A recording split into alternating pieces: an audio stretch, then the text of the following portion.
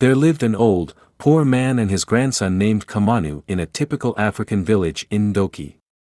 When Kamanu's grandfather was about to pass away, he gave his grandson a flute, as that was the only property he had. Kamanu would sit under the palm tree with his flute. Villagers would often come to listen to his fine tunes, and in the end, they would offer him some gifts. The people of Ndoki were mostly farmers and fishermen.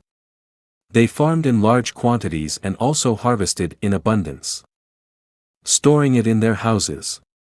However, a problem persisted. They always faced a scarcity of food 2 months after the harvest due to rats. A large number of rats had invaded their village and were consuming their products. They tried all they could, but to no avail.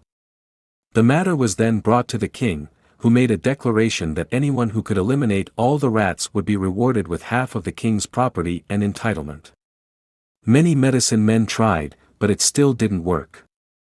Then Kamanu went to the king's palace and offered to help in chasing the rats away.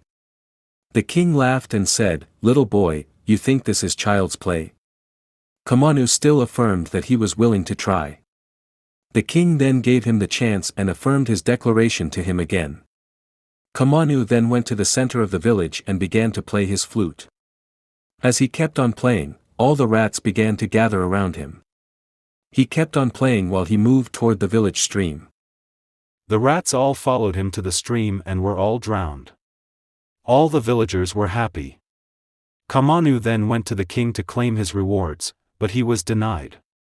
This made Kamanu angry. He went to the middle of the village and began to play his flute again while he moved toward the village stream. All the children in the village, including the prince, started dancing while they followed him to the stream. Information reached the king, and he ran to meet Kamanu on his way, pleading with him. He then gave him all his entitlement. Kamanu became rich and happy.